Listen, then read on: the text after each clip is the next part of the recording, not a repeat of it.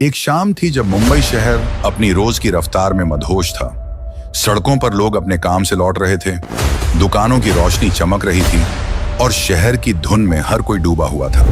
लेकिन किसी ने सपने में भी नहीं सोचा था कि कुछ ही घंटों में ये हंसी का मंजर एक खौफनाक दास्तान बन जाएगा। 26 नवंबर 2008 की वो रात जब मुंबई के दिल पर ऐसा वार हुआ कि ना शहर भूल पाया ना देश। 8 नौजवान जो दिखते तो आम थे लेकिन उनके दिल में जहर भरा था, वो समुद्र के रास्ते से मुंबई के किनारे पर उतरे। ये कहानी है उन आतंकियों की जिन्होंने मुंबई को खून से रंगा और उन वीरों की है जिन्होंने अपनी जान देकर शहर को बचाया। एक ऐसी दास्तान जो आपको झंझोड़ेगी और सोचने पर मजबूर करेगी कि एक छोटी सी चूक कैसे पूरे देश को हिला सकती है। बधवार के किनारे जब ये लड़के उतरे तो वहां के लोगों को कुछ अजीब सा लगा। एक आदमी, भारत तमोरे, ने उन्हें रोका और पूछा कि तुम कौन हो और कहां जा रहे हो। उनके जवाब में पहले झिझक थी, फिर उनमें से एक लड़का गुस्से में चिल्लाया, अपने काम से काम रखो। रात का समय था। 8 लड़के 2 बड़े बैग लेकर चुपचाप चलते जा रहे थे।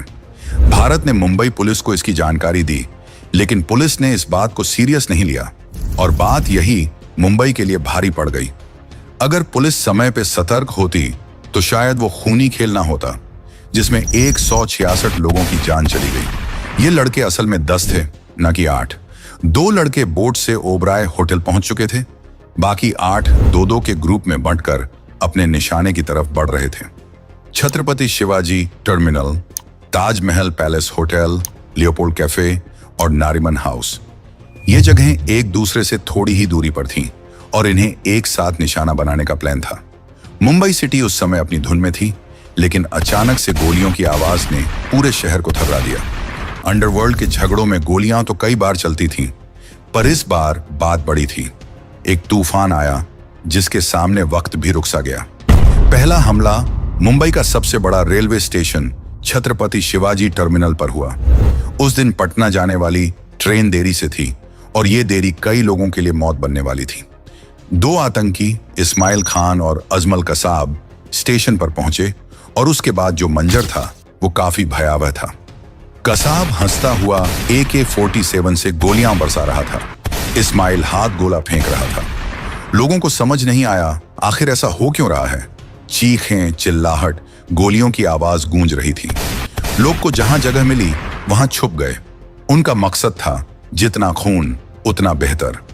रेलवे पुलिस ने उन्हें रोकने की बहुत कोशिश की, लेकिन उनके पास सिर्फ ड्यूटी रिवॉल्वर थी, जबकि आतंकियों के पास AK-47 जैसे हथियार थे। पुलिस के जवान शहीद हो गए, पर एक रेलवे कर्मचारी विष्णु दत्ताराम ने अपनी जान की परवाह ना करते हुए अनाउंसमेंट किया और लोगों को स्टेशन छोड़ने को कहा। उनके साहस से कई लोग बचे, लेकिन उनका आतंक इतना बड़ा था कि 1 घंटे में 58 लोग मारे गए और 104 लोग घायल हो गए। छत्रपति शिवाजी टर्मिनल पर गोलियां चल रही थीं। तभी पुलिस को खबर मिली, लेकिन वो कुछ कर पाती उससे पहले लियोपोल्ड कैफे पर भी हमला हो गया। 2 आतंकी, शोएब और नाजिर, वहां पहुंचे और वही मंजर दोहराया। कैफे में लोग अपनी शाम में रंग भर रहे थे। किसी को अंदाजा नहीं था कि ये उनकी आखिरी रात हो सकती है। गोलियां चली, कैफे खून से भर गया।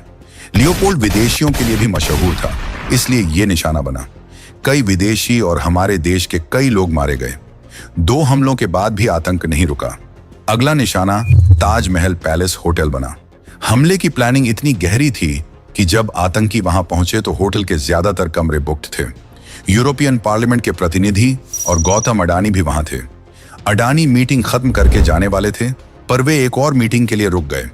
2 आतंकी, हाफिज और जावेद, होटल के गेट से अंदर घुसे और फिर गोलियां चली। बम के धमाके हुए और ताज जंग का मैदान बन गया। अडानी को किचन के रास्ते बेसमेंट में ले जाया गया, जहां वो पूरी रात भर रहे और फिर सुबह मार्कोस कमांडोज ने उन्हें निकाल लिया। अब अडानी तो बच गए थे, पर हजारों लोगों की जान खतरे में थी।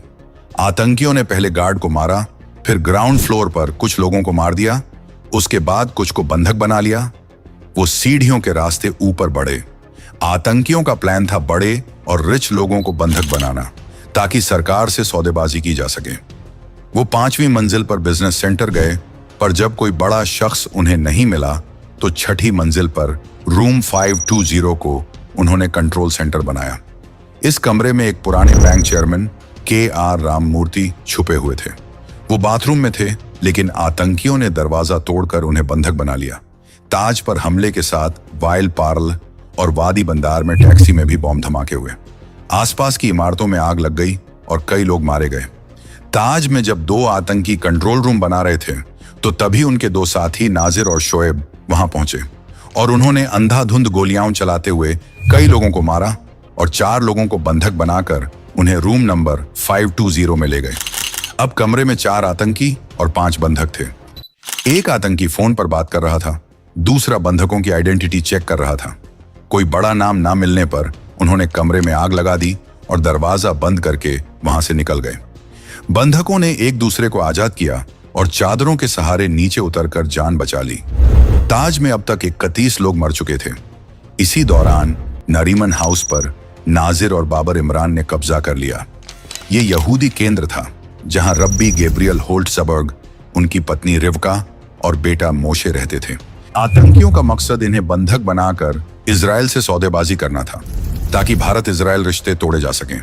उन्होंने गैब्रियल और रिवका पर इजराइल के दूतावास से बात करने का दबाव बनाया, पर जब बात नहीं बनी तो नारिमन हाउस को खून से रंग दिया, जिसमें गैब्रियल, उनकी गर्भवती पत्नी और 7 और लोग मारे गए।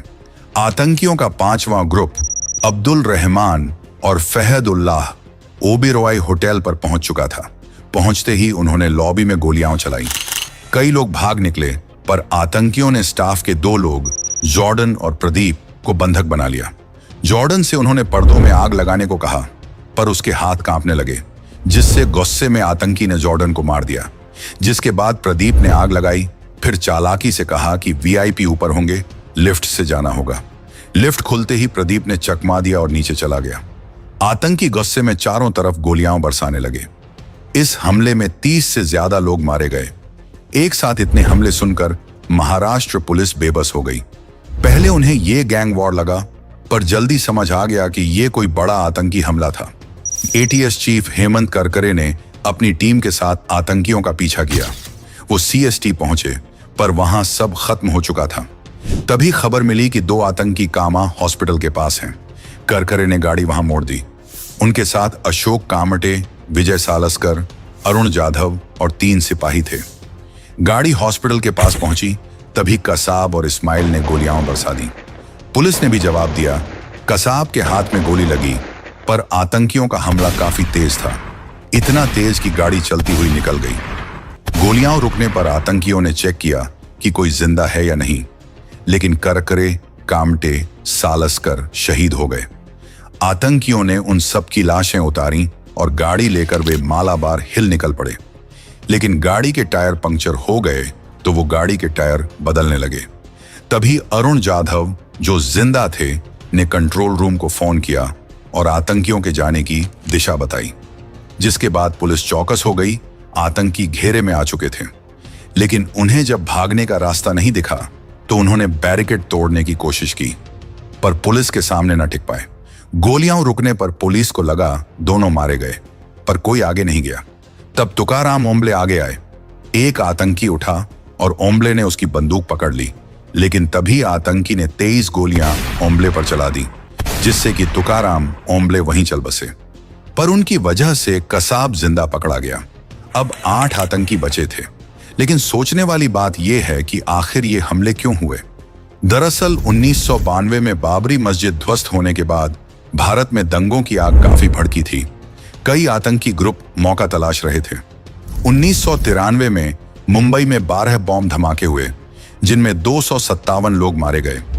इन्वेस्टिगेशन में पता चला कि RDX समुद्री रास्ते से आया था, जिसके बाद समुद्री सुरक्षा बढ़ी, पर 2006 में नेवी ने पेट्रोलिंग रोक दी, जिससे आतंकियों को मौका मिल गया। पाकिस्तान में लश्कर-ए-तैयबा का हाफिज सईद बड़ा हमला प्लान कर रहा था। उसने दाऊद गिलानी, जो अमेरिका में ड्रग्स का काम करता था, उसको चुना। दाऊद के विदेशी लुक की वजह से हाफिज ने उसका इस्तेमाल किया। दाऊद को ट्रेनिंग दी गई। उसने अपनी पहचान डेविड हेडली के नाम से बना ली। उसने मुंबई आकर हर जगह की रेकी की। अपने दोस्त तहव्वुर राणा की वीजा कंसल्टेंसी के जरिए उसने मुंबई में ब्रांच खोली, ताकि आना जाना आसान हो सके। हाफिज ने इस जानकारी से हमले की प्लानिंग की, जिसके बाद हाफिज ने जाकी और रहमान लखवी को 10 लड़कों को चुनने का जिम्मा दिया। उसने 32 लड़के चुने जो घर से भाग गए थे ताकि उनका दिमाग आसानी से बदला जा सके। मजहब के नाम पर उन्हें उकसाया गया। ट्रेनिंग 3 हिस्सों में हुई, दौरा-ए अम्मा, दौरा-ए साफा और दौरा-ए खासा। ट्रेनिंग बहुत कठिन थी। कई लड़के बीच में ही भाग गए, सिर्फ 15 बचे। इनमें से 10 को चुना गया। उन्हें बंदूक, फोन, नक्शा और पैसे दिए गए। सितंबर 2008 में हमला करना था, लेकिन दिल्ली ब्लास्ट के बाद उसे रोक दिया गया, जिसके बाद अक्टूबर में फिर से ट्रेनिंग शुरू हुई, जिसमें तैरना और बोट चलाना सिखाया गया। उन्हें मराठी बोली सिखाई गई, मुंबई के जैसे कपड़े पहनाए गए और उनके हाथ में कलावा बंधवाया गया। 22 नवंबर को उन्हें एक जहाज में बिठा दिया गया। फिर उन्हें अल हुसैनी बोट में शिफ्ट किया गया, जिसमें हथियार रखे थे। रास्ते में एक भारतीय शिप कुबेर उन्हें मिला। आतंकियों ने उसके 3 क्रू मेंबर्स को मार दिया और कैप्टन अमर सिंह को मुंबई ले जाने को कहा। बाद में उसे भी मार दिया गया। 26 नवंबर की शाम ये लोग मुंबई पहुंचे थे। मुंबई हमले के बाद भारत सरकार ने जंग लड़ी। अमेरिका ने अल हुसैनी के कोऑर्डिनेट्स दिए थे, पर कोई एक्शन नहीं हुआ।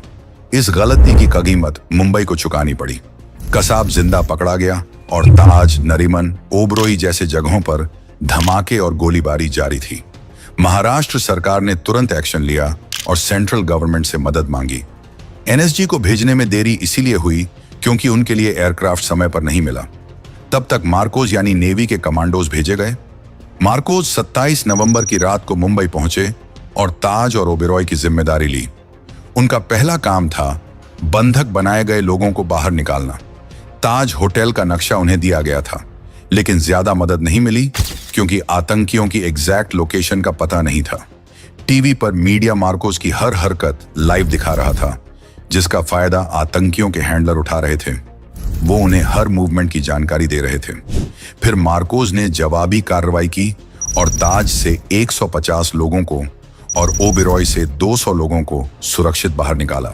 सुबह एनएसजी के 200 कमांडोज भी मुंबई पहुंचे और जिसके बाद ऑपरेशन ब्लैक टॉर्नेडो की शुरुआत हुई। ओबेरॉय होटल में के ओलोनल, बीएस राठी की लीडरशिप में टीम अंदर गई। जब वो 19वीं मंजिल तक पहुंचे तो आतंकियों ने उन पर गोली चला दी। ताज होटल में कर्नल सुनील शरण के नेतृत्व में मेजर संदीप उन्नीकृष्णन ने स्टेयरकेस के रास्ते से हमला किया। आतंकियों ने तेज गोली चलाई, जिसमें कमांडो सुनील कुमार घायल हो गए।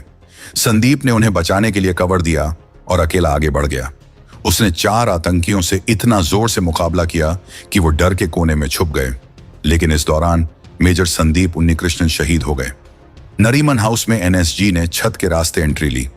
मीडिया सब कुछ लाइव दिखा रहा था, जिसका फायदा उठाकर आतंकियों ने गोलियां चलाई। इस ऑपरेशन में आगे कमांडो गजेंद्र बिष्ट भी शहीद हो गए। ओबेरॉय होटल में एनएसजी ने मिलकर अटैक किया। बाहर से स्नाइपर्स और अंदर की टीम ने साथ मिलकर दोनों आतंकियों को मार गिराया। 28 नवंबर की दोपहर तक ओबेरॉय होटल को सुरक्षित कर लिया गया। नरीमन हाउस में मेजर संदीप सेन ने ग्रेनेड फेंका, जिसमें एक आतंकी मारा गया। दूसरा भी ग्रेनेड के धमाके से ढेर हो गया। ताज होटल में मेजर खंडेलवाल ने वसाबी रेस्टोरेंट के पास ग्रेनेड फेंका। आतंकी भाग गए और कमांडोज ने उन चारों को मार दिया। 29 नवंबर की सुबह तक ताज होटल भी पूरी तरह से सुरक्षित हो गया। 9 आतंकी मार दिए गए और कसाब जिंदा पकड़ा गया। 26 से 29 नवंबर तक ये सब चलता रहा। 166 लोगों की जान गई और 300 लोग घायल हुए। ये एक बड़ा इंटेलिजेंस फेलियर था। दुनिया भर में इस घटना का असर हुआ। महाराष्ट्र में कई नेताओं ने इस्तीफा दिया। विलासराव देशमुख, आर पाटिल और शिवराज पाटिल ने अपना पद छोड़ दिया। शेयर मार्केट गिर गई, फिल्में रोक दी गई और इंग्लैंड की क्रिकेट टीम भी वापस चली गई। लोग गुस्से में थे और बदला चाहते थे। प्रधानमंत्री मनमोहन सिंह ने कई मीटिंग की, लेकिन कोई बड़ा एक्शन नहीं लिया। पाकिस्तान ने जिम्मेदारी से इनकार किया, लेकिन कसाब के बयान से साफ हो गया कि इसमें लश्कर-ए-तैयबा का हाथ था। पाकिस्तान ने कुछ लोगों को गिरफ्तार किया और अमेरिका ने डेविड हेडली और तहव्वुर राणा को जेल भेज दिया। भारत ने तुरंत बदला नहीं लिया, लेकिन एनआईए बनाई गई। एनएसजी के सेंटर बढ़ाए गए। कसाब पर केस चला और पुलिस वाले अरुण जाधव की गवाही से साल 2010 में उसे फांसी की सजा सुनाई गई। 2012 को कसाब को फांसी दे दी गई। तो दोस्तों, ये 26/11 हमले की कहानी है जो हमें साहस और बलिदान का पाठ पढ़ाती है। अगर समय पर कदम न उठाए जाए तो परिणाम भयावह हो सकते हैं, लेकिन यह भी याद दिलाता है कि चाहे अंधेरा कितना भी हो, भारत के वीर उसे रोशनी में बदल सकते हैं। तो आप क्या सोचते हैं दोस्तों? क्या मुंबई हमले के बाद भारत को पाकिस्तान पर जवाबी हमला नहीं करना चाहिए था? अपना जवाब हमें कमेंट में हाँ या नहीं में दीजिए। धन्यवाद।